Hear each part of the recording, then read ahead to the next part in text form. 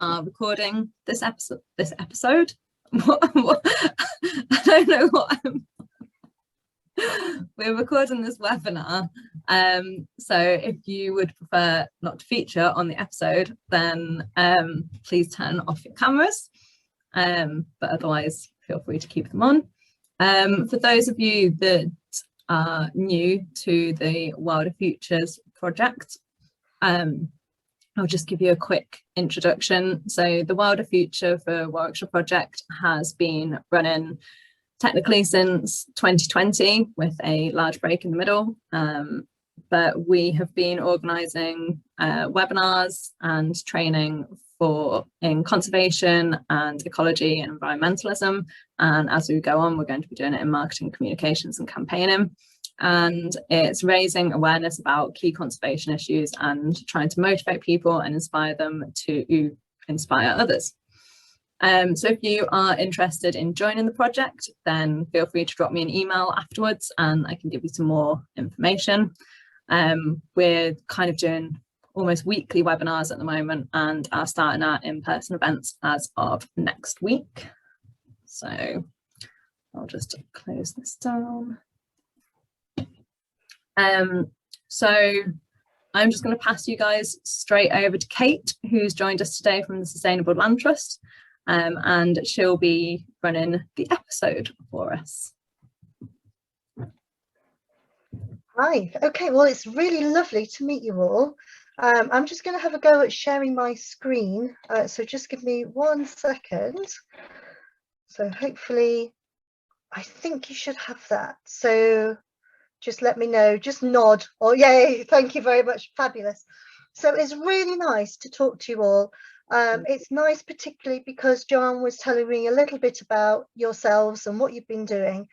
And I've spent 20 years as a lecturer in environment and sustainability and biodiversity and ecosystems and so on. And it's been really sad in the past because numbers of people joining, academic courses, for example, have, been quite low. Other than biology, but I think now people are getting really interested in it, and I think there's really a massive role for all of you, as you develop your skills in your careers over the next few months and years. So I'm going to talk to you today about, really it's quite a technical talk in a way, but it's there to give you an idea about where we are now, where we are in terms of COVID and Brexit, but also about what's going to happen to our countryside in the future as well. So I'm Kate Heisman. I'm the founder and the CEO of the Sustainable Land Trust, but I'm also a doctoral researcher as well in natural capital. So I share my time with Loughborough University and I'm funded by NERC. And so therefore I work with a range of universities thinking and looking at issues such as sustainability, climate change and biodiversity. So I'm going to plough straight in, if my mouse works. So we're going to look at 4 different things, but what Joanna and I have decided is that we're going to take a bit of a break between section 2 and section 3, give us all a chance to catch our breath and have a cup of tea and so on. So I'm going to start off by thinking about why nature is important to us, why the environment is important to us. And some of this you may already know. And then thinking about where are we now, so particularly in terms of biodiversity and climate change. And then after the break, we'll then have a look at what's going on with the political agenda, but also with some of the legislation and some of the massive changes that are happening at the moment. Joanna and I were just mentioning that things are moving so quickly that it's quite hard to keep up. And then really then finishing sort of thinking about how people and nature will benefit as a result of all these things that are happening. So let's start off with what nature does for us, and what Joanna has said that she will do is if anyone's got any points or any questions, pop them in the chat and then she will monitor that chat, but so that we can keep the pace quite sort of pacey for you, we won't then stop and answer questions as we go along. We'll try and deal with them in sections. So first of all, we're going to look at what nature does for us and its importance to our society. So Joanna mentioned David Attenborough earlier, and this is something that really stimulated me, and it's basically at the heart of our organisation. And this is his quote, is that it seems to me that the natural world is the greatest source of excitement, the greatest source of visual beauty, the greatest source of intellectual interest. It is the greatest source of so much in life that makes life worth living. And I feel that on, some days I have down days just like everybody else, but basically I really feel very, very lucky about that we actually live in a country that is really beautiful as well. So we're very lucky people.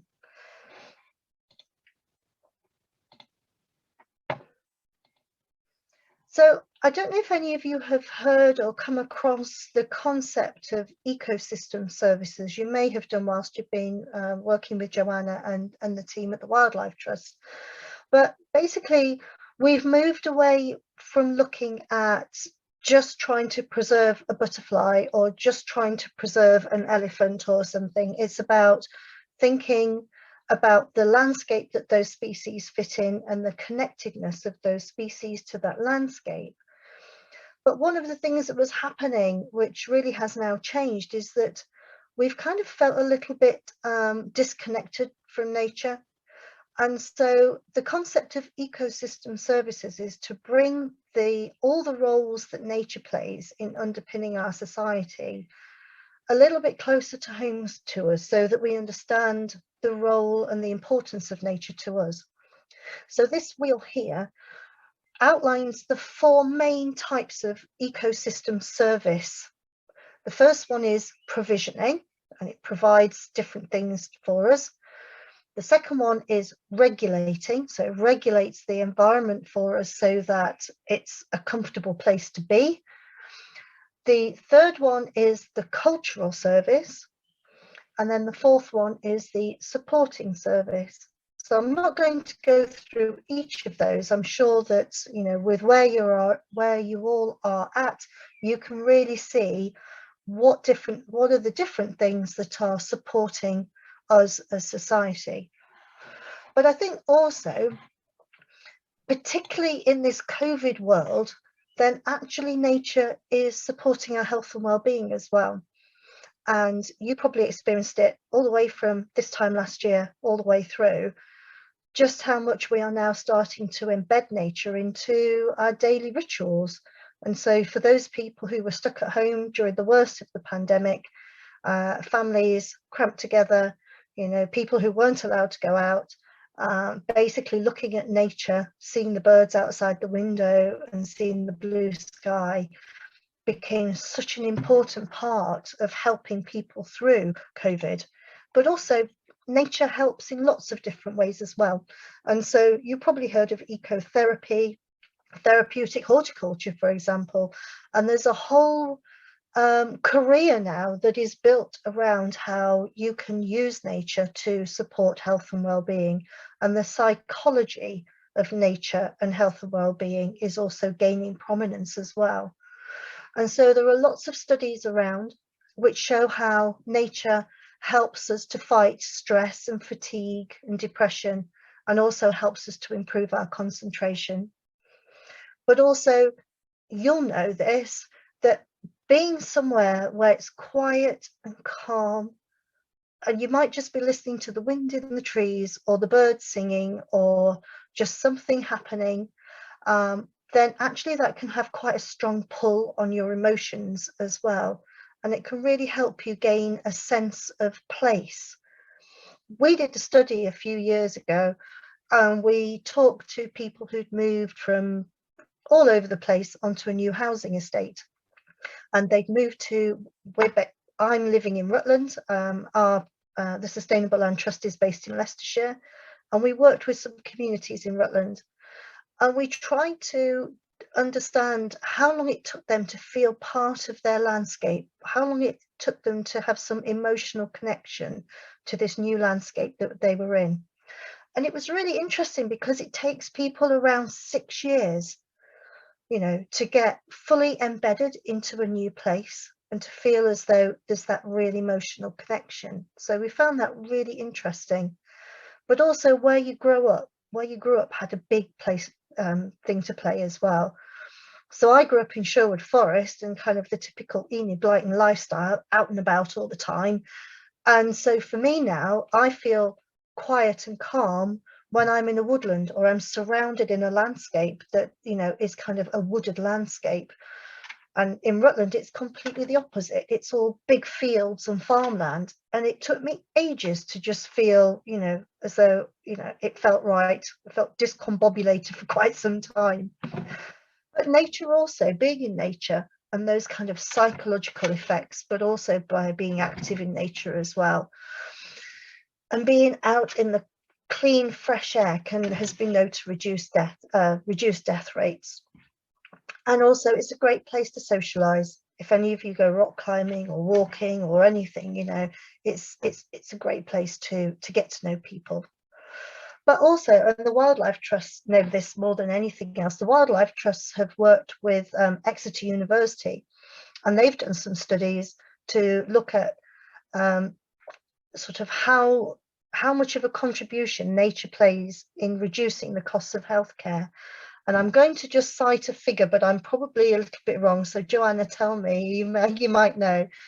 But as I remember, I think if people are involved in a program of volunteering or work experience or something with nature, we work with some very vulnerable young adults who suffer with anxiety and depression and a whole load of things. And we worked with we looked at the Wildlife Trust figures, and it seemed as though per year it was saving the NHS something like £7,500. You know, just the benefits of being in nature and helping to people sort of not to use prescription drugs and so on quite so much, or to harm themselves or end up in A&E. And so that was a really nice thing to find out. So part of this talk is about carbon. And so we're kind of going to be going to and fro, thinking about carbon and nature as we go through this. And some of the things is that we've got to consider really how important different habitats are in dealing with climate change and, you know, in itself supporting us. So this is quite an old graphic now that was produced by the Office of National Statistics with the Centre for Ecology and Hydrology. And it just goes to show how much carbon is actually stored in our land and in our habitats. So this is biocarbon stocks. And so in total, you can see just over 4,000 megatons of carbon are stored in our soils. And we're going to flick back and forward, sort of looking at soils and different things as we go along. But that's a huge amount of carbon. And you can see there in our open wetlands, there is two something thousand, and in our forests a little bit less, and then it goes further down and down and down. And so one of the things that really kind of we need to think about is, you know, we need to be starting to use nature and work with nature to help us to solve the problems of climate change. And this is really where the government is going as well, and a lot of organisations are. So we're going to really have a proper look at where we are now, what the state of our environment is, just before we have a break. So it's important to think about how we use our land in the UK at the moment. So as you can see from this, 56.7% of our land is used for farmland. 5-ish%, just under, is natural land. And then small amounts, 2.5% and 5.9%, are really our urban areas and green urban areas. But over the next 15 years, there's going to be a really big series of conflicts about how we use land. we're coming out of Brexit, we're out of Brexit now, we're coming out of COVID, we've got to stand on our own 2 feet as a country, but at the same time, there's so much going on that might cause conflicts with how we decide how to use the land. So in the next 15 years, there will be more population growth, and that obviously results in the fact that we've got more people that we need to feed as well. So, but where does all the food come from? So you've probably been thinking about this too, because if we've got 56.7% of farmland that's being used for food right now, and it's a growing population, does that mean that we need more farmland, or is it using our farmland differently? I'm working at the moment with a university over in East Anglia, and they're developing some new degrees in sustainable farming and sustainability, and I'm advising them on that. And what's quite interesting is that the core to some of their degrees are thinking about insect farming, vertical farming, and highly technical indoor farming, you know, cattle's in sheds and so on and so forth. And that's quite a different landscape, if you like, that we might see. And it's a different way that we might, you know, have to react, if you like, if we want to protect some of our natural areas. But then the other element is that we're getting to be an older population as well.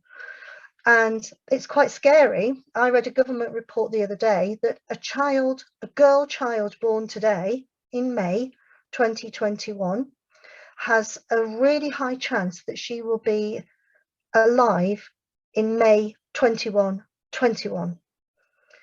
So 100 years old. You know, people are living to 100 years old now, but think that's going to be the norm.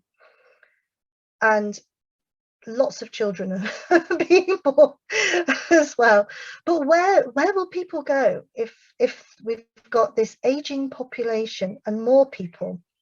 You know, it wasn't long ago that somebody said, oh yeah, my grandparents, they reached the ripe old age of 70, they had a really good innings. Well, your grandparents probably are already older than that. So we need to think about, first of all, where will we put all of our people, but also what the needs of these older generations will be as well. And we know that dementia and Alzheimer's and so on are becoming, you know, as big an issue as cancer was. And we also know, I mean, we're doing it at work. We're looking at dementia woodlands, for example. We've been working with a landowner up in Lincolnshire who's looking to do a health facility, and we've been helping him design a dementia woodland. You know, so nature has so many possibilities, and we could use our natural environments in lots of different ways as well. Then we've got this issue of more digital lifestyles, and you will know it just as much as me. We're Zooming, we're not meeting in a field anywhere. But what is a concern is that I have a teenage daughter, and she lives her complete life online virtually. But those teenagers and those young people, who knows, but they are going to be the people who are making decisions in the next 20, 30 years, just like you are. And if their entire decision-making process doesn't involve the natural environment, then we could be ending up living a bit of a sticky wicket when we're trying to protect the environment in the future as well. So, you know, these people will they have the sense of urgency that we have today when it isn't really affecting them so much? We'll have to see. Then we've got this issue now with Brexit, and are standing in our own 2 feet globally, and we're trying now to negotiate different global trading agreements. And you've probably been very aware of some of the issues around buying chlorinated chicken. It was in the news a while ago. But also some of our trading partners like Brazil and China and so on, they have such different standards to that we have. And we're very proud that we have greener standards and more ethical standards in some of the countries that we might buy from.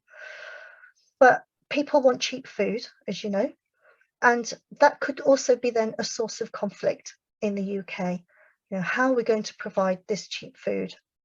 And you may or may not have been listening to Farming Today. It's what time is it? 5:45 this morning. But they were debating the issue that quite a lot of people who've come over from Europe during COVID and Brexit went home. And so they're struggling. A lot of the farms are struggling to find people who will pick the food, and the farmers are willing to pay the going rate, the living wage and whatever. And some pickers get 15, 20 pounds an hour, they were talking about today, but they're really struggling to find people.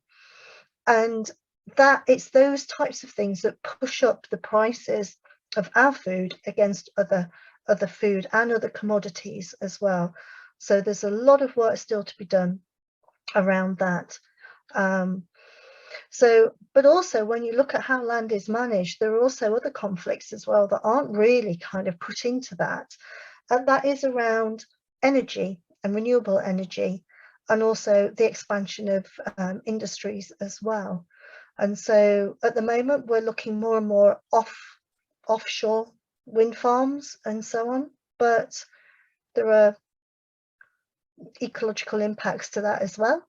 And so it's possible that farming in the future, an integrated farm might be a farm with a solar farm with integrated crop management, might be farming insects as well. Who knows? Who knows? But certainly there is a lot of change happening at the moment. And then we have a society where the city centres are now starting to think about how do we make sure that people can stay socially distanced. And the Landscape Institute and a few other organisations who are involved in designing city centres and designing open spaces are already now starting to think about how they can create spaces and create this socially distanced element to them as well. And because people just want to, you know, you have your lunchtime walk that Boris allows you to do, for example, you know, suddenly there's lots of people out in a park, you know, how do you keep them socially distanced? But the other aspect is that we come out of COVID, you know, I think Rishi Sunak is hoping that we're going to have a very strong recovery, which is really good. But the UK, like most capital-based societies, go through periods of boom and bust. So how are we going to cope in a year or so's time once all the government support has gone? Are we going to then end up in a bit of a situation where we're facing a recession? And that means then that those decisions that we make about how we use our land and how we support nature really then we have to fight our corner. Because when the last recession came in 2007, and you will probably remember it because it probably would have been when you were, you know, either quite small or you were going through your GCSEs or whatever, and looking for your first jobs and so on. I might be a little bit out there, but certainly, you know, it was really, really hard. And the last time I heard the word environment on the radio in the year 2007, and then I didn't hear that word again until October 2011. So all of that time, the focus was just on economy, economy, and economy. And we lost all of that time where we could have been recovering nature. We could have been dealing with climate change. And so I feel really strongly that if we get into that position again, that we need to keep nature and climate right on the top of that agenda. And you know, you guys will be the people to champion that as well. And of course, then in the next 15 years, we have really tough targets. Oops, I've gone forward a little bit there, but we will have really tough targets because the population is growing, and we will need more houses. You'll need somewhere to live. You know, we all need somewhere to live, and people don't want to live in a 2-bedroomed house. People want to live in a 4-bedroom house. There are so many 4-bedroom houses being built we don't need them, but that's what we think as society everybody needs. So we're not going to really sort of talk about it too much now, but given these facts and anything else that springs to mind with you, you know, it would be good to think about from your perspective what you think the changes to land use patterns might be in the future, and also how you think that might affect our environment as well. So it'd be nice for us to discuss that a little bit later. I'm going to move on. Now, this here, I'm just going to click onto the internet because this starts off in 1891, and it's quite a fast moving graphic that was prepared a little while ago, but it is really quite startling to see. So, but just before I do, Joanna, I've noticed that you've got somebody waiting. You probably found them. So I'm hoping that this works. So this starts in 1891. You should be seeing here a website, BBC News website, and here this starts here in 1900 and it moves forward, and we can see that this is the 20th century average here and the months of the year, and you can see by 1950 we just started to go plus, becoming a little bit hotter. By 1970s we're getting just a little bit hotter again, and it's slowly creeping up. I'm not sure that, I don't think the graphic's working, Kate. Isn't it working? I do apologise. Not sure how to solve that. It worked before, didn't it? Yeah. Okay. What I might do then, if it's not working, apologise. What I might do is send you the link afterwards, because I think you might find it useful to look at. So I'm going to come out of that and we'll move forward. But basically, the graph that you're showing that you're not seeing at the moment is basically from the year 2000. These red lines, which aren't showing here, but these red lines all show between plus 0.8 and plus 1.2. And so really in the last 20 years, we have got hotter than we have done since 1891 in a shorter period of time. And so whilst you're having a think about particularly what changes we're going to be facing as a society because of what society is going to be doing over the next 15 years, then you can add on to that what climate change is going to be doing as a result of the things that we have done in the past, and really just have a think about the speed in which our climate is changing. And you probably experience that yourselves. We're experiencing those impacts all of the time. So I will make that link available to everybody. And I'll make this link available as well. Currently, we're looking at we are at the moment 1.2 degrees hotter than we were in the late 1890s. And by 2030, there's a potential that it might be between 2 to 5 degrees hotter, 3 to 5 degrees hotter. And by 2030, we're predicting sea level rises of something between 25 centimetres all the way up to 2.5 metres. And the problem is that if you go online, I don't know if you have looked online at what the impacts to the UK might be as a result of sea level rises, but you will see lots and lots of images that look really, really scary. And and because it's such an imprecise science at the moment, and it is getting better, then it's very difficult to say with any certainty how much land will be lost under lots of different scenarios. This is a scenario that I have found which seems to be the most robust one.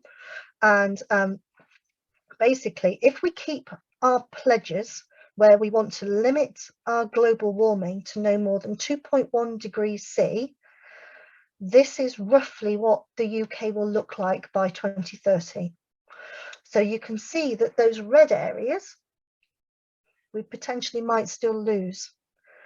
But if we don't keep our pledges and our global warming temperatures increase by 3 to 5 degrees by 2100, let's say, then we're looking at a very different scenario. And you're looking at losing Newcastle, certainly the North Yorkshire moors, pretty much everywhere to the east of the A1, and London underwater, and Bristol and Cardiff much more so as well. So they're generalized things, but certainly, you know, we need to be very, very conscious of the decisions that we are making.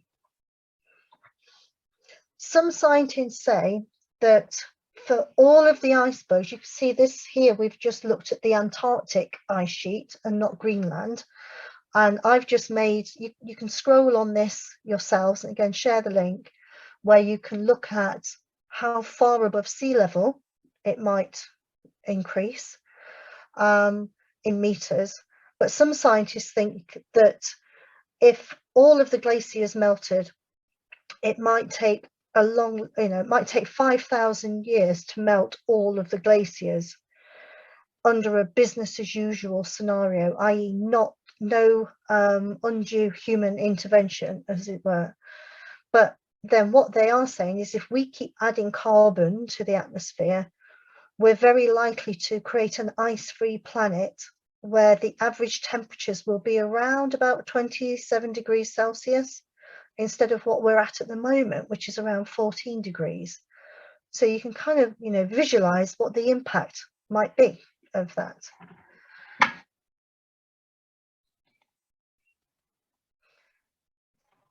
So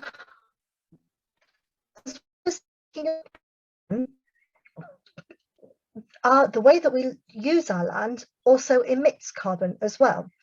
And agriculture is predicted to be one of the biggest emitters of carbon by 2050. And when you have a little look at this represents around 11% of the 2016 total prediction of how much carbon was being emitted by the agricultural sector. And 53 megatons of CO2, and the little e on the end is equivalent. And so when you see the equivalent at the end, that basically relates to global warming potential. And so this is how much is being emitted. And agriculture at the moment is under the lens quite strongly because of this. And there's lots happening in terms of addressing some of these issues. And you may yourself have been looking into it, but there's certainly lots and lots of activity at the moment in greening agriculture.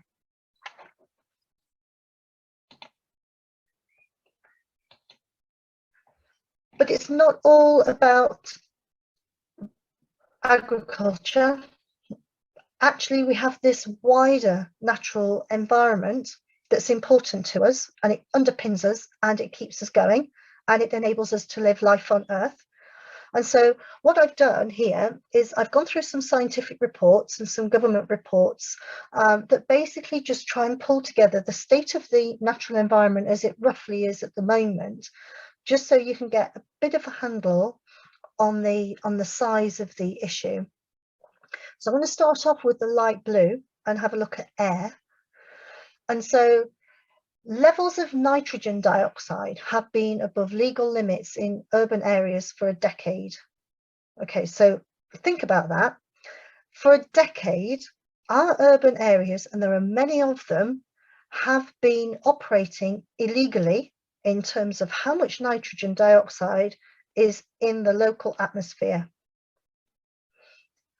And that relates to roughly 1,360 sites in England have breached the air quality objective. So we're bound by international agreements for things like air quality and so on, and that gets translated into legislation into the UK. And if we have all of these sites that we are just allowing to breach our air quality rules, we're not really taking it seriously. Why aren't we taking it seriously? You know, there are some reports that say, hey, but we've had 42% reduction in that's supposed to say nitrogen emissions from 1990 levels. But yeah, okay, we're still not doing great. And the other thing about air pollution, as you know, is that it causes asthma, and it contributes to allergies and so on. When I was doing my master's, one of the things that I had to do, I was given like a laboratory backpack to wear, and it got an air quality monitor on the back of it. And I had to walk around Leicester, just walk around the streets, and the backpack would record the emissions, the nitrogen dioxide emissions and so on. And the thing that I realised is that kind of I was watching mums with their pushchairs, and we were both walking the same places, and we were a metre away from the car exhaust. Yet my backpack was maybe 30 centimetres higher up. But these children who were in their pushchairs were basically living in cities and breathing in these fumes all the time. And so we really do need to get a little bit more, aggressive is the wrong word, but certainly a little bit more focused upon air quality. And because we're not doing great, really. The other aspect then is water. And we are bound by the Water Framework Directive, European directive, but we're translating it into UK directives. And overall, when we report up internationally, we say England meets the overall good status. It's like, great, okay, we're doing all right. But actually, that's a bit of a lie, because the term good status means that we record our chemical status, and also we record the ecological status of water. But actually, when you look at those figures, only 1% of our water bodies actually meet good chemical status, and only 16% meet good ecological status. So the thing there really for you is to think about, when you're reading statistics or you're reading the good news stories, I'm sure you're doing it already, but kind of look at the statistics behind all of that, because it might not always be the good news story that you think.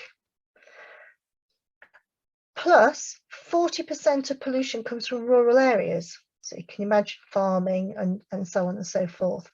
But 36% of pollution comes from wastewater. Okay, so wastewater from industry, wastewater from our homes, and so on and so forth. And phosphorus and nitrates, again, hugely used in farming, cause the greatest number of impacts to our rivers. Phosphorus and nitrates cause algal blooms, decimate our populations of species, reduce oxygen levels, and so on and so forth. So if any of you are interested in the water environment, then think about the ecological status, but also the chemical status of that water. It's important to have that balance as well, particularly the amount of oxygen that's in there. Then we look at soil. Did you know that we live our lives based upon the top 25 centimetres of soil? I'm sure you did.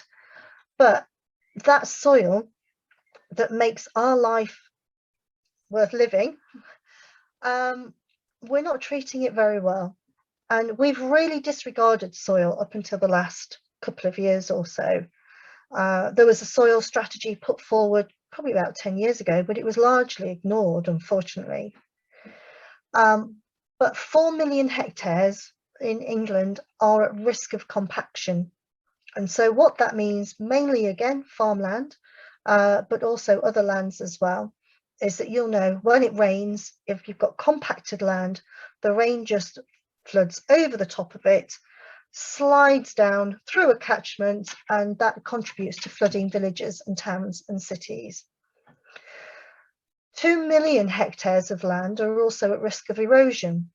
And so where I live in a dip, and around me is lots of arable land, and it's farmed intensively.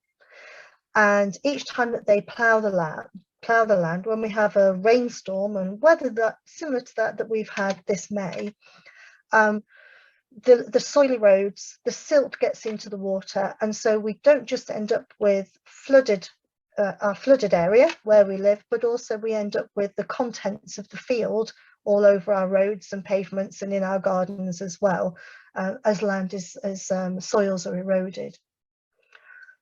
But the way that we have been producing our food, particularly our arable food, so our wheat and our barley and our maize and so on, oilseed rape and so on, means that we've really decimated the amount of carbon and biodiversity and organic matter in our soils. And you can see that, you know, we've had 40 to 60% loss of organic carbon, which is not good. And so policy now is, particularly for farming, is to really push an improvement in that and make sure that we restore our soils. But we also have such a large amount of land that is contaminated as a result of inputs of fertilizers and so on, but also urban land that is contaminated as well. I worked for a while looking at how we can restore landscapes from the coal mining industry. And somebody said, well, I want to buy a piece of land that was on an ex-colliery site, and it cost him, I think he bought about an acre of land, and it cost him £1 million to clean that piece of land up because it was so contaminated. And it, you know, he backed away in the end. And what that meant was that left contaminated land unmanaged and uncleansed, and that contamination spread elsewhere. So not a good news story there. And then the final part of this this really then is looking at biodiversity. So you will know much more about this, I'm sure, because of your role with the Wildlife Trust. And since 1500, we've lost about 133 species.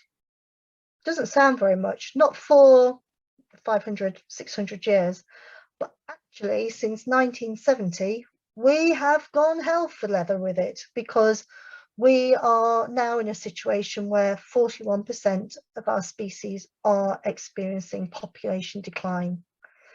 That's terrible. We shouldn't be doing that. A quarter of our mammals are under threat of extinction. You know, that's why we're all here. We love wildlife, you know, which is bizarre, because actually we have a leading role with the partnership that is called the Convention on Biological Diversity. And Google them, because it's made up of about 150 different nations who sign a declaration to improve biodiversity. And we did something a few years ago called the Millennium Ecosystems Assessment. And for the first time, we started to try and work out what the value of nature was to us, and basically how much nature there was as well. And we were applauded through the Convention on Biological Diversity as being the world leaders in recording and monitoring and reporting on the environment. But actually, when you look at what we've been doing behind the scenes, it's a little bit embarrassing. And so this is something that, you know, you're in it because of this, you know, but because we're having real difficulties. So there is, in October 2021, October this year, there is an international summit with the Convention on Biological Diversity, where they're going to be putting forward a new framework to recover nature. And it's something, again, if you Googled Convention on Biological Diversity, then you can probably sit in and have a listen and see what the different nations are planning to do. Just going to move forward a little bit. But I don't know if any of you have heard of this. Earth Overshoot Day. That happened on the 22nd of August last year, when we were all doing our Eat Out to Help Out and our 2-for-1s, and we were finally getting out into the sunshine and mixing. We actually were experiencing Earth Overshoot Day. And that was the day that marked when our human demand for all the ecological resources and services that our planet can provide us actually exceeded what our Earth can regenerate in that year. And that's something that, you know, you can kind of keep in mind, really. And we'll be looking at that a little bit later. But if I had my lecturer head on again, I would give humanity a D-, particularly here in Britain, because here we show willing in our work with the CBD and so on and so forth, but we have failed to achieve the basic requirements of the test. You can do better. Try again. Resubmit your work. Start again. Let's just move forward a little bit. So in the next session, we're going to have a look at what is happening now, post-Brexit, not necessarily post-COVID, but certainly to think about all the actions that are happening to bring you up to date with a lot of national schemes and policies and so on. So I think it's a good time for me to stop sharing and hand back to Joanna. So. Awesome, thank you. I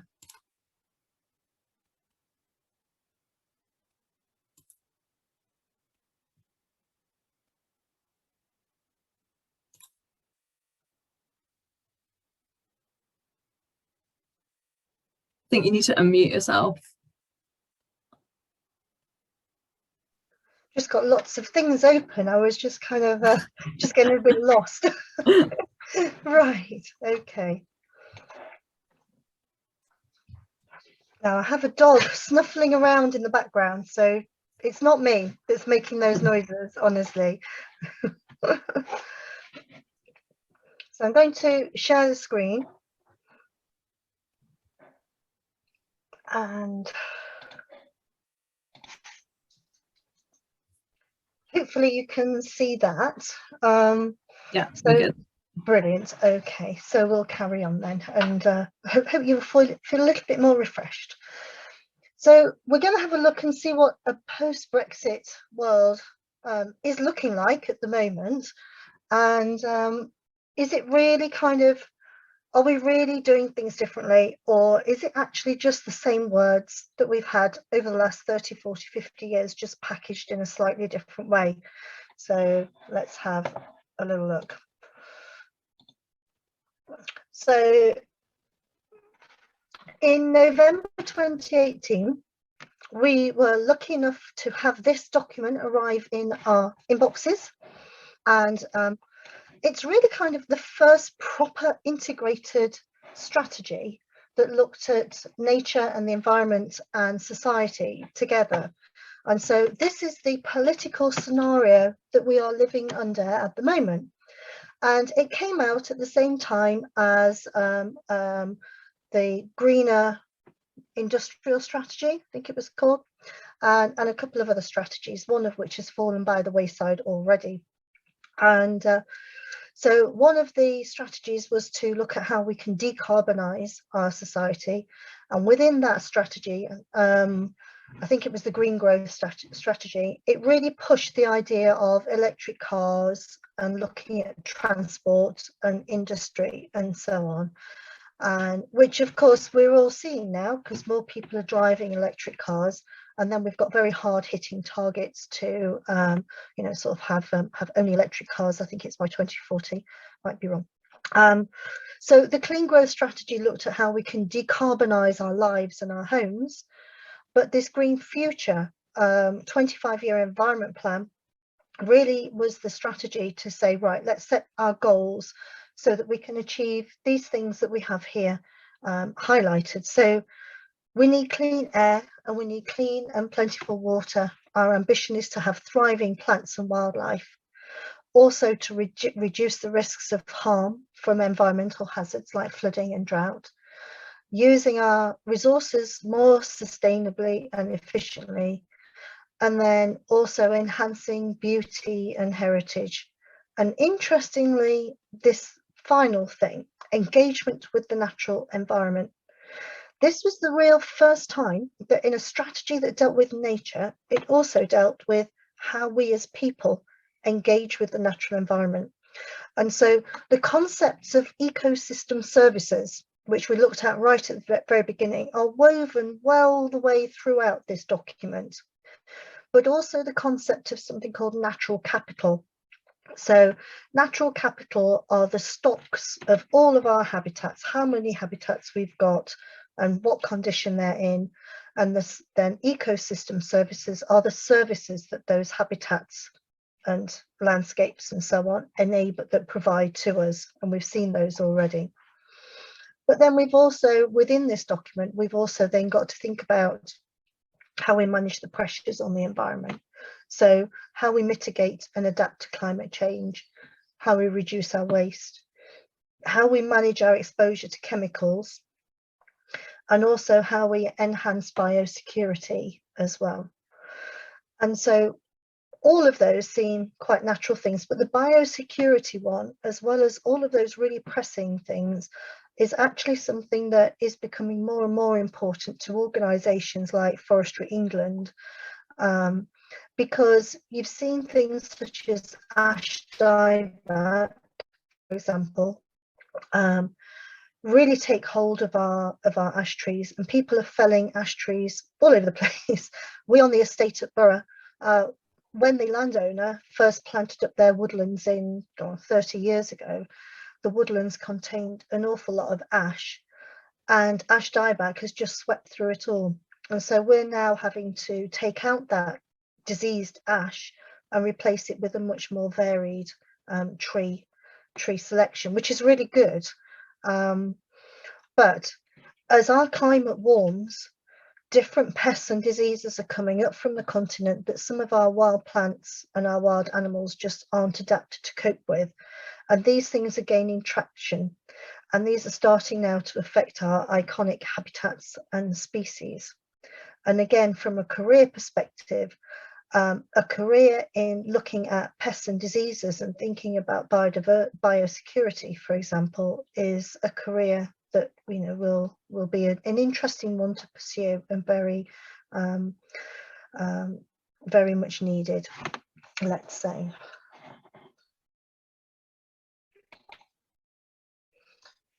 So within the policies of the 25-year environment plan, it's laid out in these 4 different areas. So using land sustainably, recovering nature and enhancing the beauty of the landscapes, connecting people with nature, and then looking at resource efficiency. And so the policies that they have, and these are the bits really that you might be interested in, because these are the bits that are happening now and today, and actually are now becoming part of land managers, ecologists, conservationists sort of job descriptions, if you like, because we're all having, in our day-to-day lives, having to think about how we will achieve these policies. So if we have a very quick sort of move through these, you may have come across the term environmental net gain, or more relevantly to us, biodiversity net gain. And this is really starting to embed itself in the planning and development sector, particularly. So, for example, developers, instead of just getting away with it in terms of just putting up a bat box or a bird box, and just paying lip service to the natural environment, when new legislation comes in and policies are starting to be developed at a local level, developers now have to show how they are improving biodiversity, but 10% above what the level of biodiversity was that was lost as a result of the development. So that's a real change, and developers are starting to get a little bit sweaty about this, because it's sort of easy to do it on a peri-urban site, but in the middle of a city centre, it's not so easy to do it.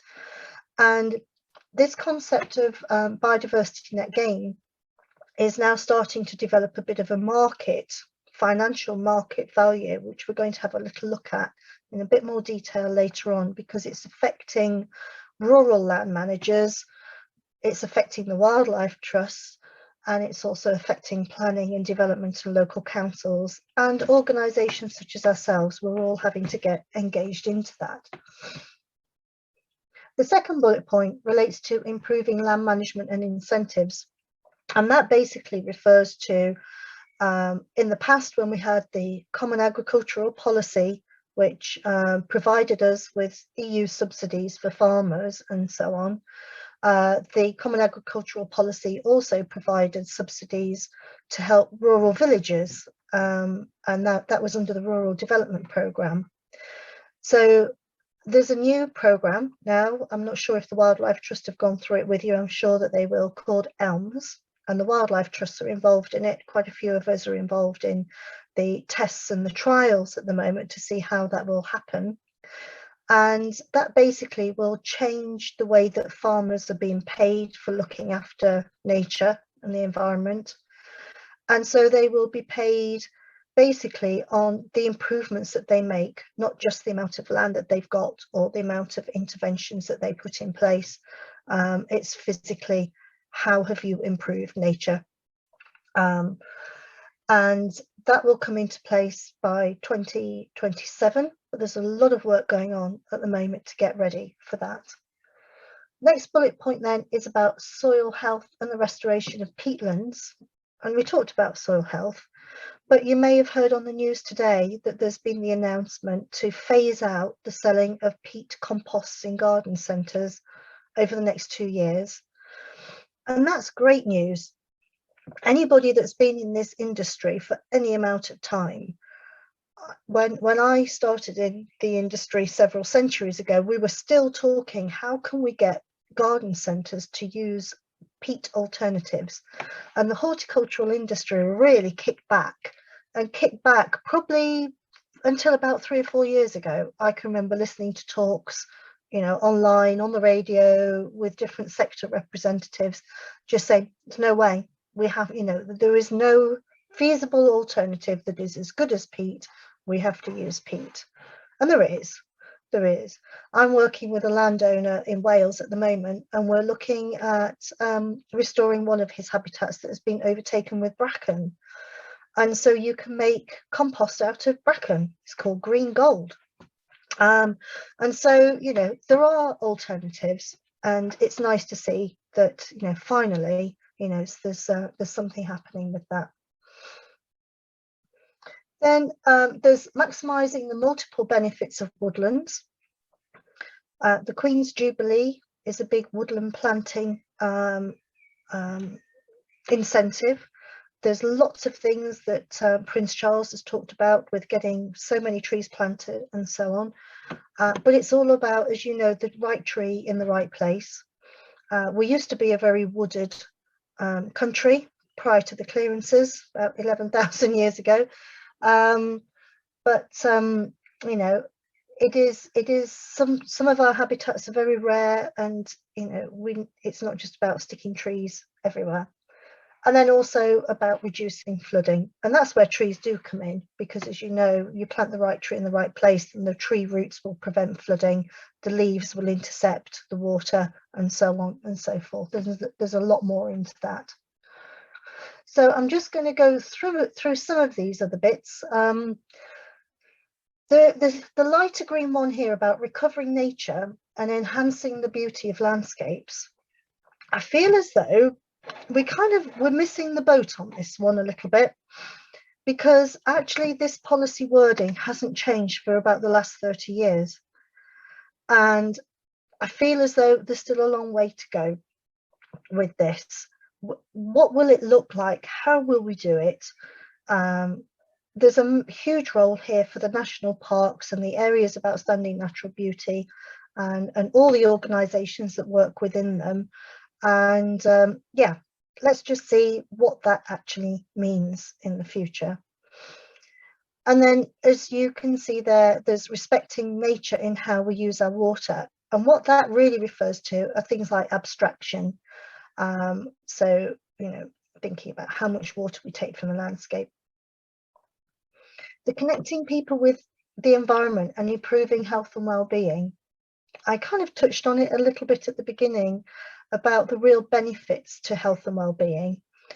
And there are lots of different schemes around. I talked about ecotherapy and different things. We use a range of different techniques that we help to connect people, you know, young people, particularly those who are suffering with health and well-being issues.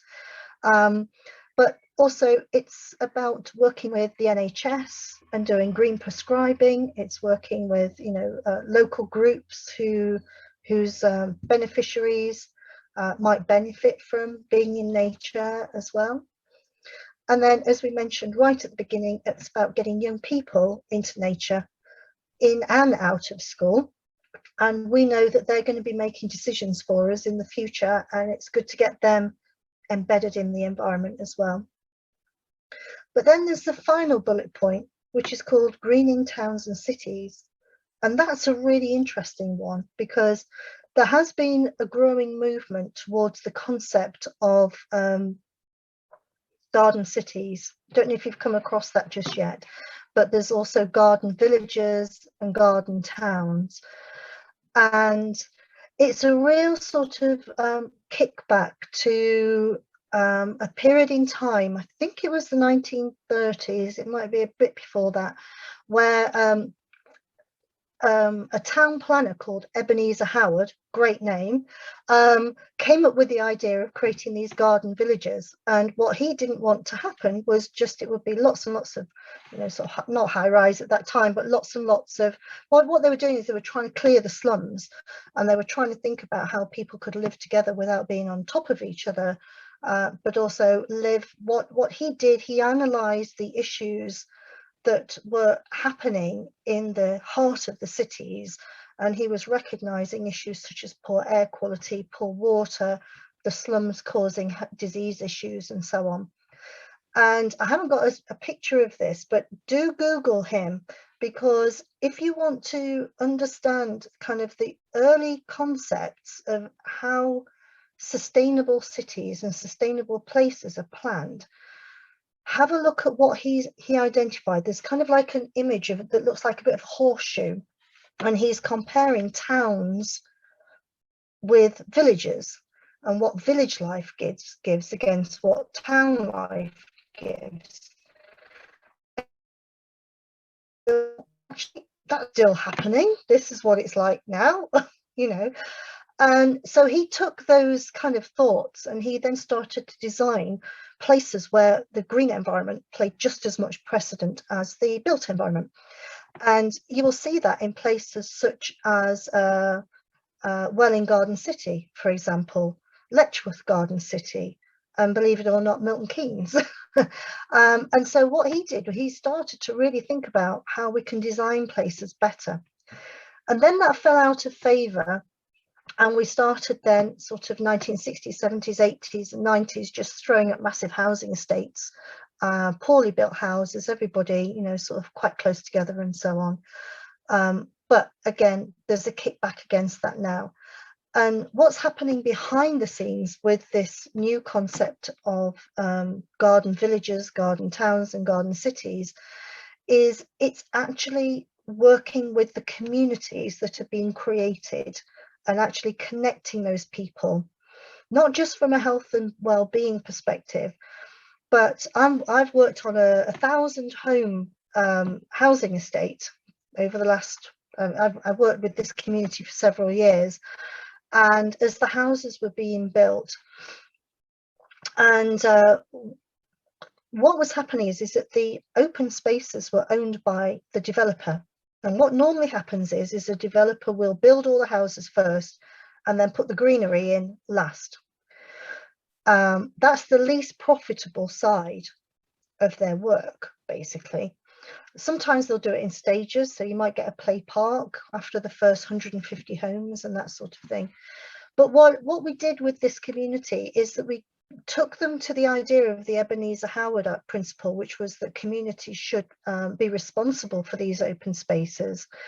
And we basically took over those open spaces at a very early stage of the development. And we trained those people then to understand what natural capital was and ecosystem services. And what they did then is that they took on the management, but they now own those open spaces in perpetuity. And there's now a covenant on that land that it has to work for the benefit of that community. And so we looked at the health issues in that community. We looked at what the young kids were doing and so on. And they now are, you know, they're now redrawing those landscapes, if you like, to respond very much to what young people are doing, which is great, and also the most vulnerable in their communities. And then the final one then is about resource efficiency. And this really sort of talks about the wider environmental issues that we've talked about. But I think really kind of, if we want to take this back to thinking about the beauty of our landscapes, you know, I just remind us all of what was happening last summertime, you know, and I should imagine that the Wildlife Trust had just as much problem as the areas of outstanding natural beauty and so on, those organisations, whereby people were just so desperate to get out into the countryside. But what they were leaving behind was all that litter and all that refuse and everything. And when we think about that pollution, that waste that was created, you know, all of those products that we had bought, we were giving them their end of life, you know, how that product ends up as being trashing the very thing that we value most. And whilst now we're starting to see more biodegradable paper cups and, you know, different things, you know, it's kind of, you guys are the ambassadors for these areas, and, you know, I'm sure that you will get sick and tired of seeing litter everywhere. But it's you know, it's kind of, it's about nudging society, and it's about encouraging, maybe with a stick, maybe with a carrot, to think about the end of life of the products that we use throughout our day-to-day lives. So lecture over, we'll move on. Sorry about that. But certainly, you know, it does, I'm sure it upsets you, but it does upset me, you know, when I see people making the most of nature and not really, you know, valuing it. So I want to really quickly now move on to what's happening from a legislation perspective. We've had a look at the 25-year environment plan and how that is going to be delivered and all of the policies in that. And then hot on the heels of that is legislation. Now, we've got the Environment Bill, which is still making its way through Parliament. And the Environment Bill really covers all of these things with climate change wrapped around the middle, around the edges of it.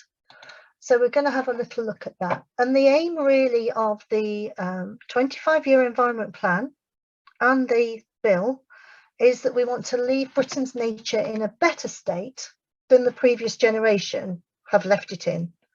So whether that's me or whether that's my parents or my grandparents, I don't know, but either way. So this environment bill, which is going through Parliament at the moment, action plans are being put together and agreements are being made.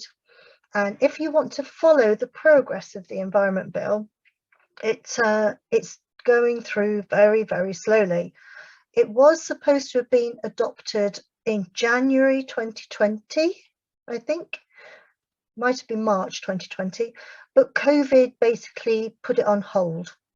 So just as I mentioned earlier about the recession in 2007 to 2011 and so on, where we didn't speak about the environment, here we have it again. You know, we have another issue, a social issue, and our environment, the thing that will help our environment the most was put on hold. And so now slowly it is sliding its way through all the different parliamentary measures, and hopefully it will be ratified and brought into power at some point this year. But the environment bill isn't adopted, but it will set some goals and some targets. Okay, I'm going to stop myself there because it doesn't actually say that. The Environment Bill as it stands at the moment says it will aim to set goals and targets, and some of these goals have not yet been agreed, so we need to bear that in mind.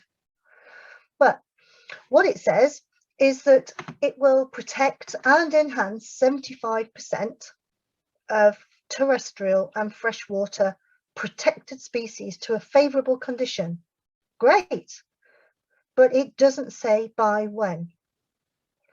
And as you've learned, that's important. It will create or restore 500,000 hectares of wildlife-rich habitat as part of nature recovery networks. And that is really good, because that's really where the wildlife trusts have got such a huge impact there. And the wildlife trusts, as you surely know, are a part of a group of organisations at a local level, which includes local authorities and so on, that together they build a partnership and they look at how they're going to recover nature across a large landscape area and put together plans and actions and programmes for that. Then another target is to increase tree planting to 30,000 hectares of trees by 2030.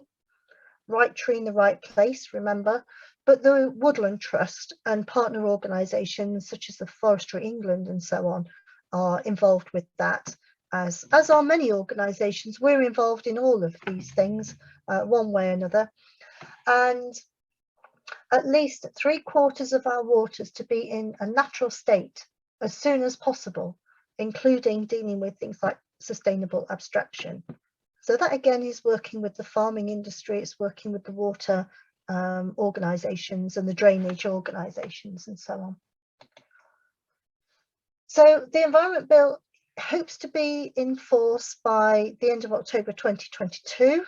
Sorry, I got it in my mind, it was this year, at the latest, with deadlines for the achievement of the targets to be by mid-late 2030s. Okay, so if we've got until the 2030s to address some of the issues that we have, is that sufficient? Shouldn't we be doing it a little bit quicker than that? If you look back at the slide that you didn't see, which was, you know, over the last 20 years has been the hottest 20 years for well over 100 years, and also the amount of wildlife that we've lost since the 1970s, then we've got to work a bit harder, I think. But what the bill has done, and it's already got this in place, it's been something that we've discussed for a long time in our industry, is that we need strict powers to prosecute people who break environmental laws. And that should really help some of the government agencies. So, for example, the Environment Agency, Natural England and so on, you know, who have been a little bit powerless in some situations. So we have the Wildlife and Countryside Act, and the theory behind the Wildlife and Countryside Act is if you harm a habitat or a species or particular things, whether it's a nest or whether it's a species itself, that you can be fined up to, I think it's, I can't remember, it's £20,000 and put in prison for up to 6 years. But you know, it's hardly ever taken forward. And so the Office of Environmental Protection is quite an important thing for us in Britain, to give everyone a few more teeth in terms of helping that. But the thing is that whilst this went through the courts a couple of years ago and it was established properly this year, it doesn't actually include climate change, and which is really quite interesting from a cynical perspective, because if you look at the Climate Change Act, which was put in place in 2008, and you read that, it says that the person who is ultimately responsible for meeting our climate targets is the Prime Minister.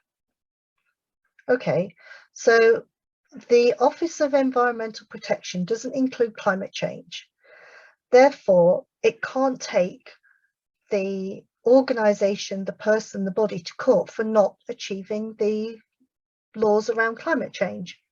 So therefore, there is no enforcement body in the UK designed to hold the Prime Minister to account. Now that's all just legal talk, but it's something that as a sector, you know, when this was being drawn up, I was there at the meetings looking at this, and a range of different organisations, and there were lots of legal people looking at it, and they said, well, you know, we want climate change, but we didn't get climate change. Whether that will be changed as the organisation moves forward, it's quite a new organisation, we'll see. So the other thing then that the Environment Bill, excuse me, will put into legislation is this idea of the Biodiversity Net Gain as well. It's not in legislation yet, so it's not enforceable that planners and developers have to create this plus 10% biodiversity. But it is coming in, and what's happening at the moment is local authorities, when they're developing their spatial plans, you know, local plans for where development will go, they are now starting to put in policies so that they won't grant planning permission to developers unless they have achieved this biodiversity net gain. But if we go back to the issue whereby you've got the developer in the city centre that possibly can't achieve this, then what the bill is doing is setting up markets so that biodiversity can be traded. That sounds really awful, but basically what it's saying is that if you've got a city centre situation and you can't achieve biodiversity net gain, if there is a farmer or a landowner set up, say, within a nature recovery partnership or something like that, where they can then improve the biodiversity in their area to really create bigger environmental gains, then the developer can pay, if you like, those biodiversity credits. So that's really starting. I've noticed it this year that more and more work that I'm doing and my team are doing, we're being asked more and more to look into this idea of biodiversity credits. And if you're interested in becoming an ecologist, then start to look into it now, because when you're doing your phase 1 habitat surveys and ecological assessments, then biodiversity net gain is also one of the things that you'll be asked to look at as well. We've talked about local nature recovery strategies. Wildlife trusts are heavily involved in these with local authorities, and there are several now coming up in the UK. And the Environment Bill really sort of puts into legislation that these strategies need to be in place, which is good. And what's quite interesting, when you take it all the way down to a different level, is that the bill will also increase the fines for the illegal felling of trees. But that's not just like forests, that's individual trees as well. So I'm not quite sure how this will work out, but in theory, if your neighbour fells a tree and does that illegally, then they could be fined. And there's also going to be this thing called the restocking order. And so if you fell trees illegally, you will be told through the courts that you have to restock. That's going to be quite interesting. And then this is the other thing, which I think is quite new. So this isn't a new thing in itself as a concept, but it's new because it's coming into legislation. And so conservation covenants, these are voluntary but legally binding agreements whereby a landowner will work with a conservation charity like the Wildlife Trust, like us at the Sustainable Land Trust, for example, or a public body like Severn Trent Water, or so on, or a for-profit body. So it might be a consortium of companies or an investor, for example. And they will have a legal covenant where they will agree to conserve the natural heritage features of a particular piece of land. And so these conservation covenants will go from be voluntary, but they will be legally binding. So if a particular designated piece of land or an area of natural heritage that was under a covenant was trashed, let's say, then basically there is recourse through the courts on that. So that's the Environment Bill. Whilst we were dealing with COVID over the winter, the Agriculture Bill came into force, and the Agriculture Bill is also an important bill because it sets the framework, if you like, for how we're going to deal with things like food production and so on. And when we go all the way back to the beginning of my talk, you can remember I was talking about how we're going to deal with global trade and how how farming was going to change and what big impacts farming has.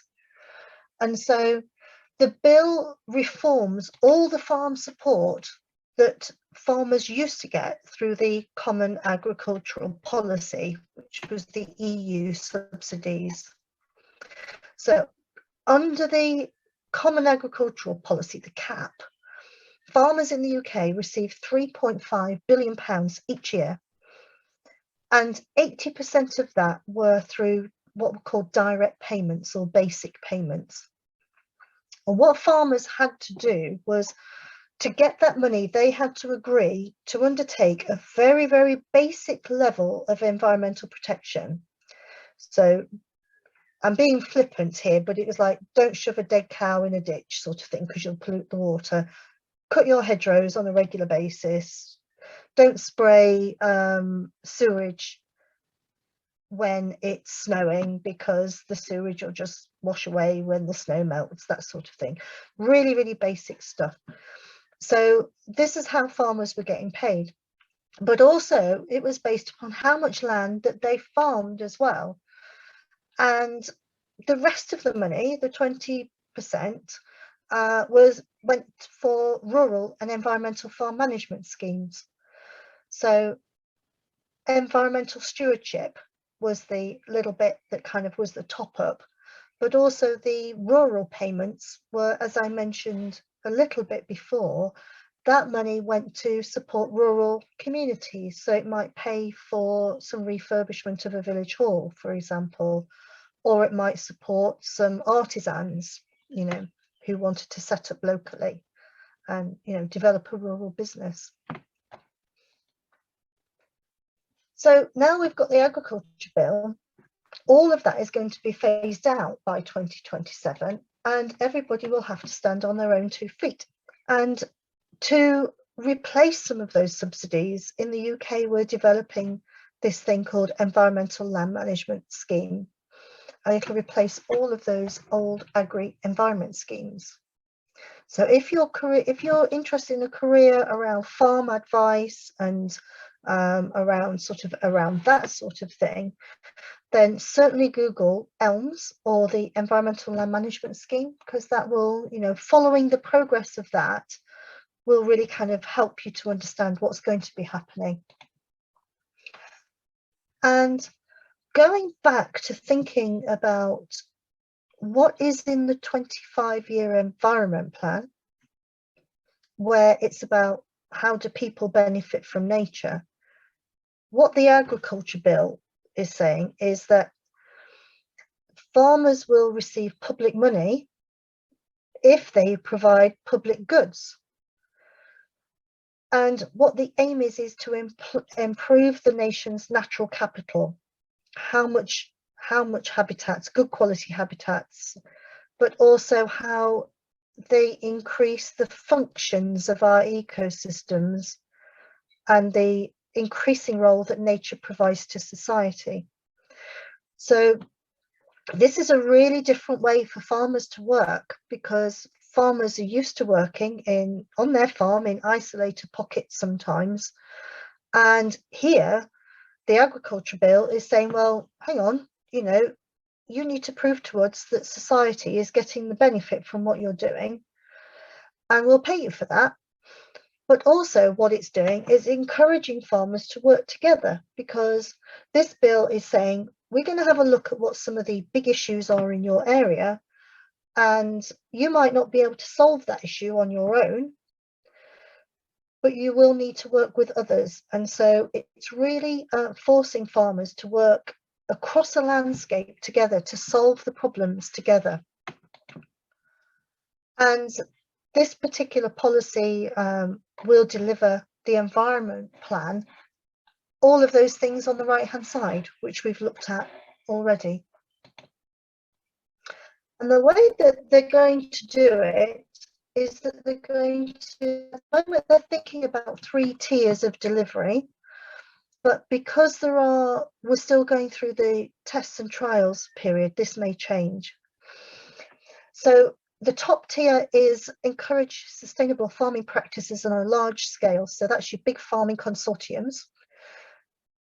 The next tier is about working out what's going wrong with the environment at a more local level, but also encouraging farmers and land managers to work together to solve that problem. And then the really big one is coordinating ambitious projects that are really critical, that will solve the big challenges that we've got, particularly as we move quite quickly towards carbon net zero. So phase 1 of these trials are underway. The Environment Bill also aims to, and I'm not using that word, facetiously, it will look at the market transitions now that we've gone through Brexit, to think about how we can address unfair trading practices. Now, this isn't an area of work that I'm involved in, but I do prick up my ears when they talk about chlorinated chicken and so on. And I think it's about getting us ready to trade on a global market. And what's really interesting is that the Environment Bill puts it in the farmers' hands. They can decide how they want to improve their environment the best, rather than it necessarily all coming down from the top down, as it were. But in turn for them getting their public money, they will have to themselves monitor their progress. So they will have to show the Environment Agency and Natural England exactly how they have improved the environment.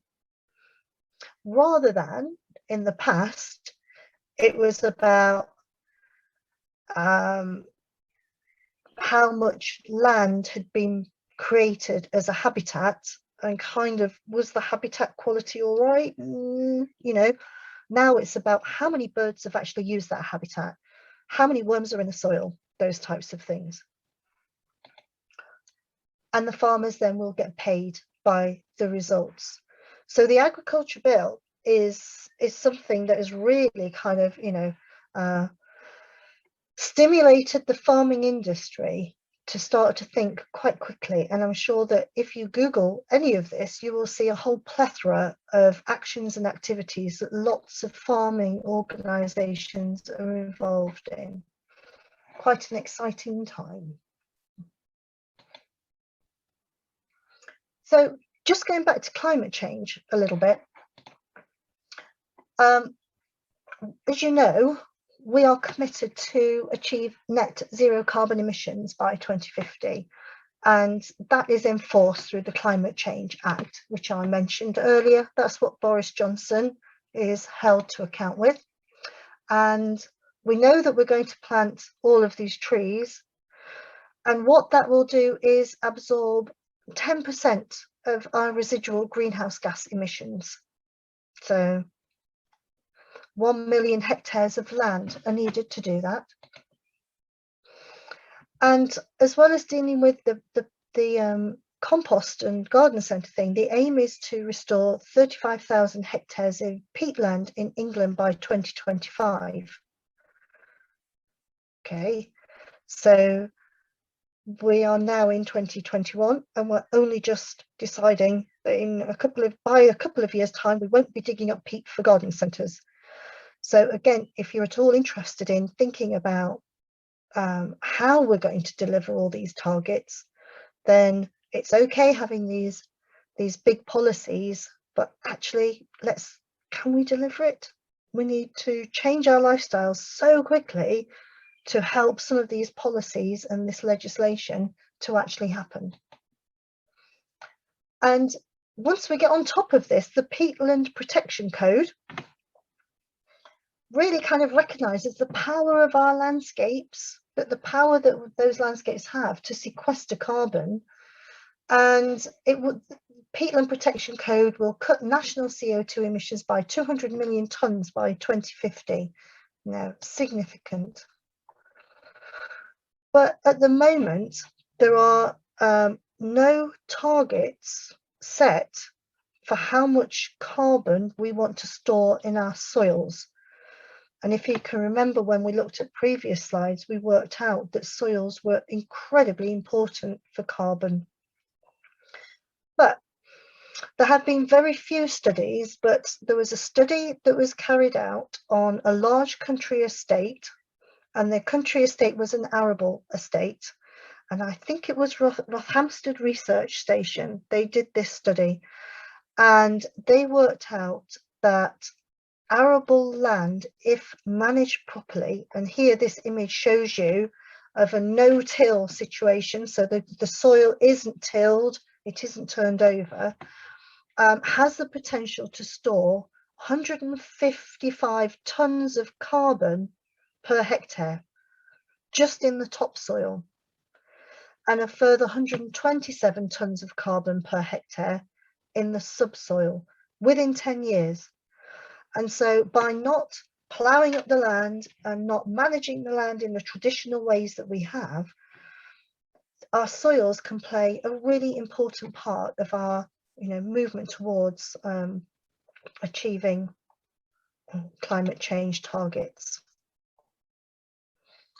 So the final little bit that I'm going to talk about is our lifestyles. We know now that we've got a lot to do, and we know that we're not going in the right direction unless we do something. And so we're going to have a really quick look. I realised it's been a long talk, and I do apologise. But during COVID, the early parts of COVID, we had a temporary but very welcome reduction in carbon emissions, which was great. And now the government have recognised that we have to have green recovery, and we have to have a low carbon infrastructure. But also there's the potential now of high unemployment. But what the government are doing is green recovery in terms of jobs as well. And so one of the big things that is happening, and I think this is probably the focus for your training as well, is that it's about upskilling people to get a workforce that is ready to work to green recovery. And when we look at our population and the fact that 1 in 4 adults are over 65, and that our vulnerable and our aging society is at greater risk of virus pandemics, then really the role that nature plays is so important to our aging and more vulnerable populations. And the government set out challenge calls, where it's a quick call to say, within two weeks, respond to this problem. How are you going to solve climate change? And they're doing more and more of those to bring big money through our industries to get them working with organisations such as ourselves to deliver projects at speed, which is good. And on top of all of that, as you know, we have the Sustainable Development Goals. And so we have targets that we need to reach by 2030 that relate to sustainable development. And you may have been interested already and been looking at these Sustainable Development Goals, but a lot of them are around the role that nature plays in society and how we can live a more sustainable lifestyle. And then, as you know, we've got COP26 coming up in Glasgow. And as I'm not going to focus on this slide, but basically we know that nature and biodiversity and the connectedness of people are the focus of that. And nature-based solutions are really at the heart of that as well. And the UK is now starting to think about what a recovery framework might look like. And so this is something here from the New Economics Foundation, which says Actually, we're no longer going to put nature as a sideshow. We're actually going to work out what the contribution of nature is to dealing with climate change. In the past, we've really just looked at like renewable energy and so on, and energy efficiency. But as you can see here, okay, this total abatement value is not as high as the onshore wind and solar projects, but at least it's in there, which is good. So you can see there tree planting, flood and drought resilience, habitat conservation, manure management, and peatland reforestation. So these are now starting to get on the agenda about how we can recover, and this is through the Green Infrastructure Framework. The other things that are happening, this is a part of a flyer, but in the Northeast, for example, what they're starting to do now is build partnerships where they design their landscapes to show how nature really helps with recovery. So there's some illustrations, and this folder, I'll send the link on for this, but this folder is like a pull-out folder, and it shows what the Northeast will look like under a nature recovery society-based scenario. And then really sort of the takeaways out of this talk is that nature underpins our society in such a wide range of ways, but we only really recognise it when we're in times of crisis, like floods or disease. And when it comes to things like financial restriction, or as we know now through COVID, the environment can get pushed back. But nature really fundamentally affects our personal well-being, and access to nature is an equality issue now that we just can't ignore. And as members of local communities, we've got such a sense of pride of our areas, and that communities are now getting together and acting powerfully around the shared purpose. And if nature is that shared purpose, and if the imperative is strong enough, just as it was last year when we were all going out on a Thursday, when society got together to support each other, then, you know, we can achieve this. And David Attenborough here saying human beings are the greatest problem solvers our planet has ever known. We are just yet to apply ourselves to this problem with the scale and urgency that it requires. Yes, absolutely. So what you can do.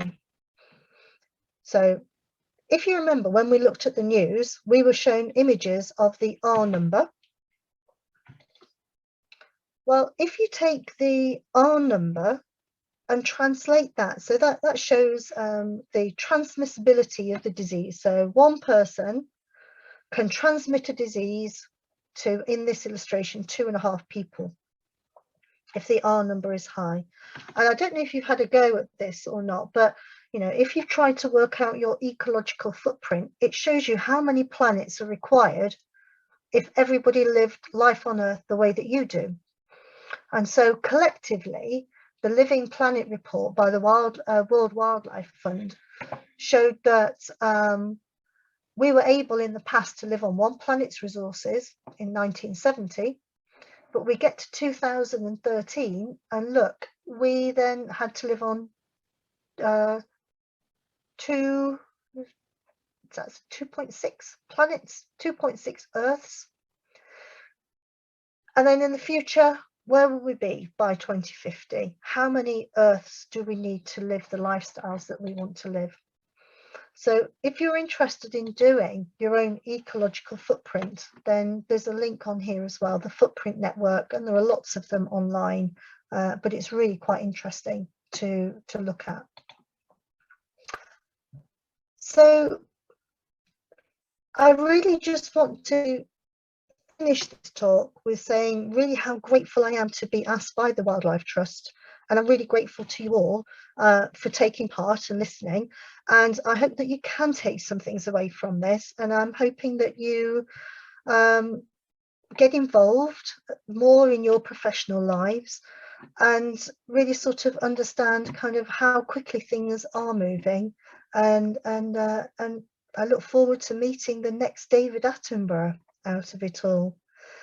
So thank you very much. I'm going to hand back to Joanna, and if anyone's got any comments, that's brilliant. Thank you.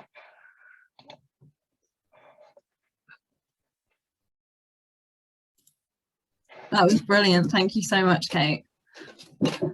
If anyone has any questions, feel free to pipe up, or you can pop them into the chat and I will read them out. I had one to start off with. Like, what can we do to like put pressure on the government to meet these targets that they've put in? Because it very much sounds like just because there's a target or a policy or some legislation, it doesn't mean that they're going to do it. So how can we kind of help affect that change? I think that where we're going to go is strengthening numbers. One thing that has happened during COVID, for example, and you'll know this yourselves, is that, for example, charities have really struggled. You know, everybody has struggled. And what that has really highlighted in our society is just the importance of charities who are pushing the agenda forward. Natural England and the Environment Agency and Forest England, they've all got a strong voice, but it's actually the wealth of the bodies behind them, us all pushing that together. And the way that a lot of charities have survived is by working in partnership. And so I mentioned about nature recovery partnerships in the talk a little bit. And I was having a little look at a map today, and there are quite a few nature recovery partnerships up in the northwest. And I think there's a couple of them down towards the south coast, but they're not really all over the country yet. And so if you've got a body of charities and organizations and interested bodies together at a local level like that, who are pushing the councils to do better, then that then will go up. And I think the future is about all working together, really.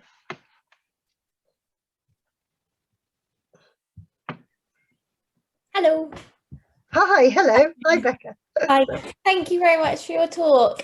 You covered so much, and I thought I've got loads of questions, but I'll focus on the agriculture side, and because I'm really interested in like the interface between agriculture and the environment and things. Yeah.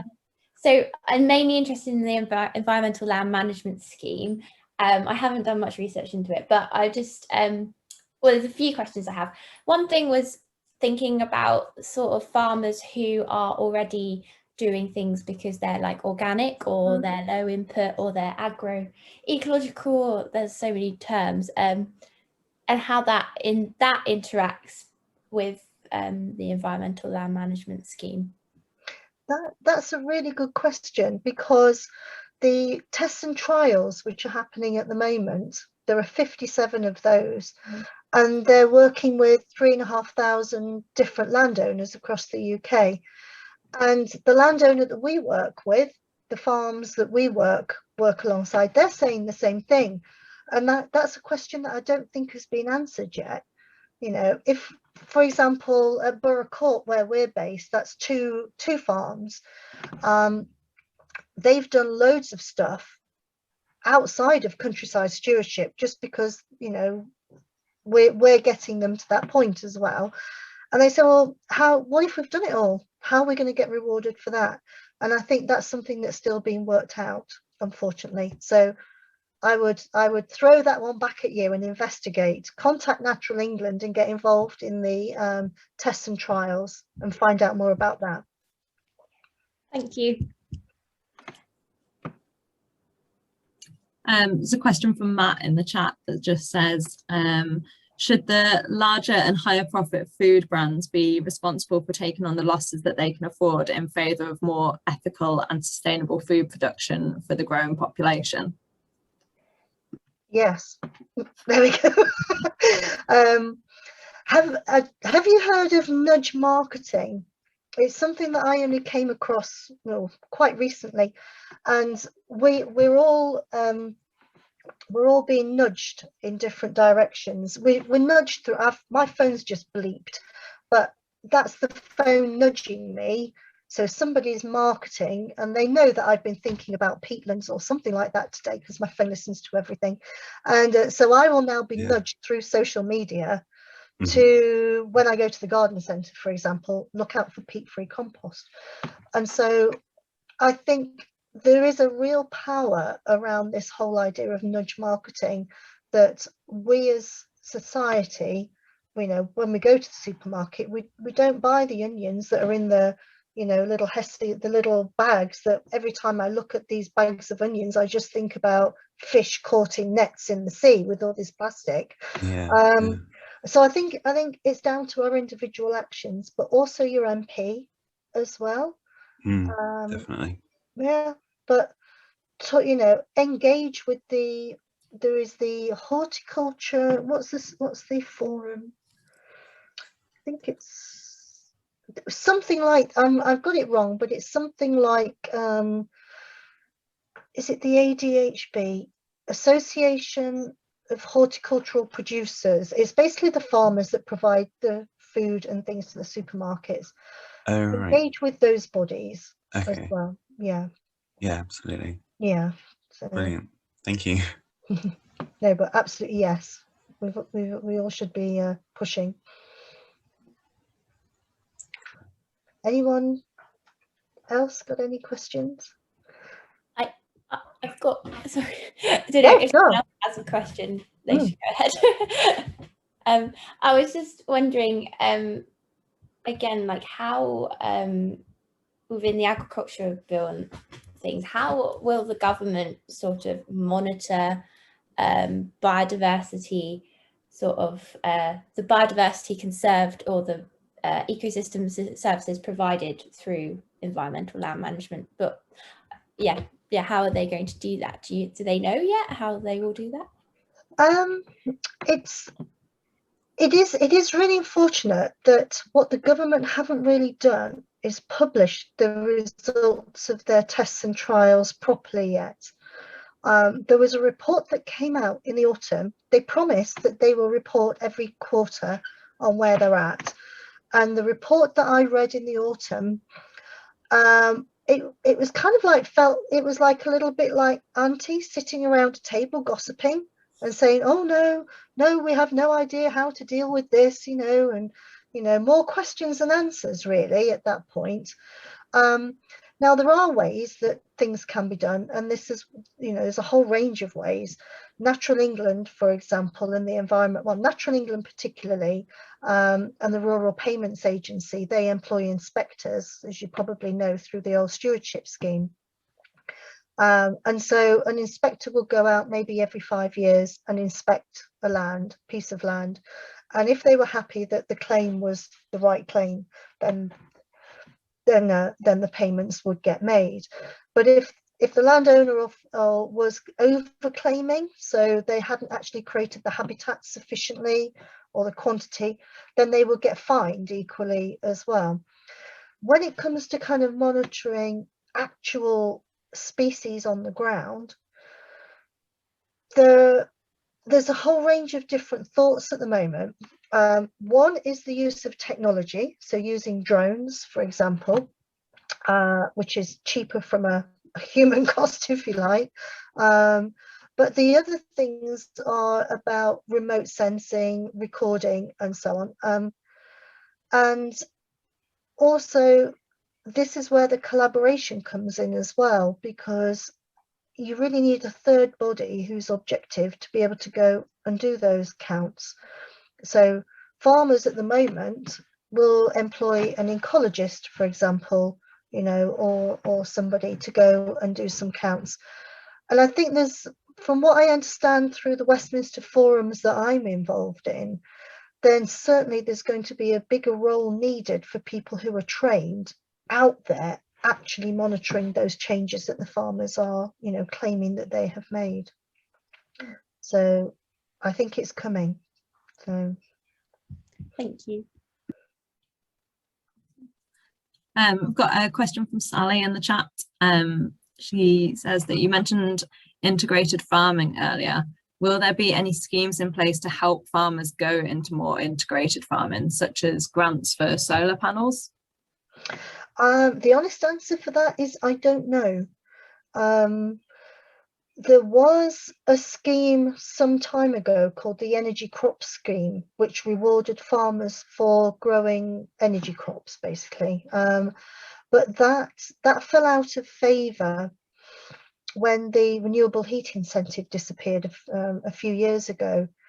How it will work in the future, I just don't know, to be honest. I should imagine that it will more likely be a partnership between a solar company and a farmer, and the farmer then will get paid through the amount of energy that's provided to the grid. I'm not sure, so I'm sorry, I don't know. I might have missed this in the talk, but I was just wondering, like, I'm really interested in the like mental health benefits and physical benefits of nature, and I think that we've all seen it so much this year. Has anything that's happened in the last year like made any more ambitious policies about like access to nature, and like have they put in sort of, because you were saying it's like an equality issue, like are they trying to really kind of hammer that home now? Yes and no, in a way. The pandemic has really heightened the appreciation of it, as you've just said, and I think what that's done is really sort of enabled organisations like yourselves and ourselves and so on to have a bigger voice locally. And so, for example, we've been doing loads around health and well-being for years and years and years, and suddenly our local councillors are contacting us and saying, well, can you be part of this health and well-being partnership, and how can you work with these particular groups and so on. And it's quite nice because they're coming to us now rather than us having to convince them that nature is the thing. And this is the opportunity that we've all got, if even sort of going into your local doctor's surgery and saying, can I leave a leaflet about volunteering, and can you pass it on to people who might be suffering with mental health issues or so on. The concept, there was a concept called green prescribing, which was launched ages ago, and it never really got off the ground because the NHS never wanted really to engage with it too much. And if you've got a piece of land and you want people to come to you and reduce their reliance upon prescription drugs and so on and so forth through a green prescribing scheme, then the doctors would kind of hold the leaflet for you, but they'd kind of just give it as like, oh well, there's also this thing, but you would never get paid for it. It would be, yeah, you've got the land, nature's free, we'll just send all these people to you. And I think what's happening now is that I've seen a little bit more momentum in actually the NHS starting to say, yeah, okay, well, we will pay for it. So for example, I can't remember this exactly, but the NHS have an algorithm that they use at a local level, and it's something around how much does it cost for a particular person to have particular drugs and NHS support, and if your green prescribing initiative costs less than that, then they will then send that person to you. So, but I can't remember how much it is. I think it might be set on a local level. So again, it's useful for anybody that wants to get into that area of work as well, to start to think about how you can get paid for it as well. So awesome. It's a question from Abigail saying, are green roofs useful for improving the sustainability of land? Yes. currently, I mean, we're just in the process of working with a designer up in Leeds to create the first living huge commercial building. And so we're going to have living walls, green roofs, allotments, beehives, the whole thing, you know, which is right in the middle of Leeds. And one of the go-to kind of things that people say is that, oh, you've got to have sedum on the green roof. And if you have a look at, is it the Rolls-Royce plant in Derby? They were one of the first to have these massive green roofs, and they look great. But sedum isn't a UK species. And actually, if you've got a huge green roof and you're covering it in one plant type, you're creating a monoculture. And so I really like to see where people have been a little bit more adventurous and put in wildflowers and grasses and things that are native as well. But you've got to be able to manage it. You've got to be able to cut it once a year. So it's going to be practical. But they do, particularly in city centres, they have a huge role to play, particularly for pollinating insects and birds and so on. What's the building, you're allowed to say? Well, it hasn't got a name yet, but it runs, we're just working with the architects at the moment. And so basically it's going to have, say vertical farming inside, but basically the building will be modular, and it will have offices, education centre, a health centre, residences and so on. And the idea is that you've got the living wall on the outside, but then on the inside you've got all your fruit and your vegetables growing at the different levels, you know, that people can access them as well. And then a rooftop nature reserve. Basically. Sounds amazing. I know, it's going to be the first in the city if the planners let it go through.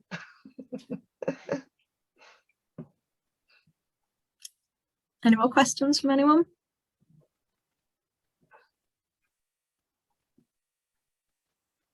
I don't have a question, but I did have a thought about something you were saying about the illegal. They're going to try to make it illegal to cut down trees.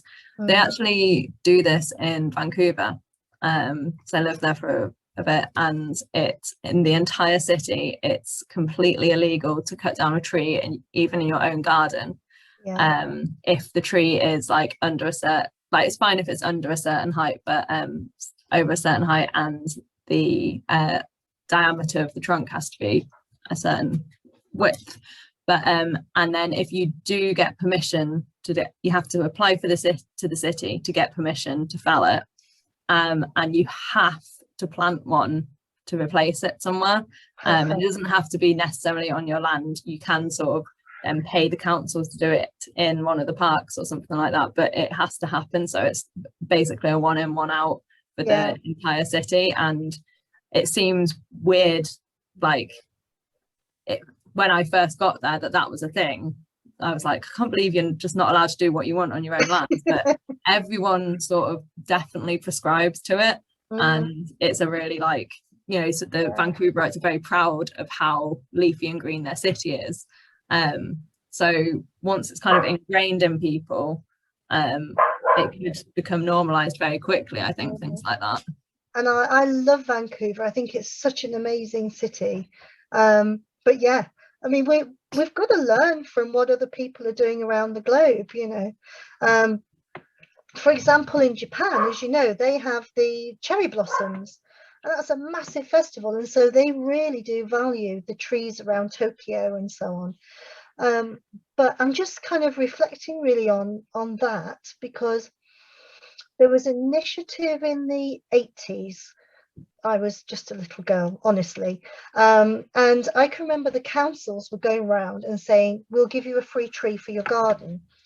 And so you were able to pick the variety of tree that you wanted. And my parents picked a cherry tree. And it was brilliant. And we absolutely loved the cherry tree. It grew up and everything. But we noticed that other people who picked trees for their gardens, after about 10 or 15 years, they chopped them down and put, you know, where the trees were, and created driveways and so on. And my mum and dad said, oh, well, we're going to chop ours down as well. And it's like, why? Well, because the petals just get all over everywhere. They stick to the car, they do this and this. And so my parents cut down the tree. And I was little at the time, and it's like, that's a shame. I quite liked having that in the garden, but I wasn't an environmentalist by then. That might have been the thing that started me off. And I think that's the thing with when it's brought into your home, like you were saying, you expect to be able to do what you like, don't you? So yeah, that's going to be quite interesting.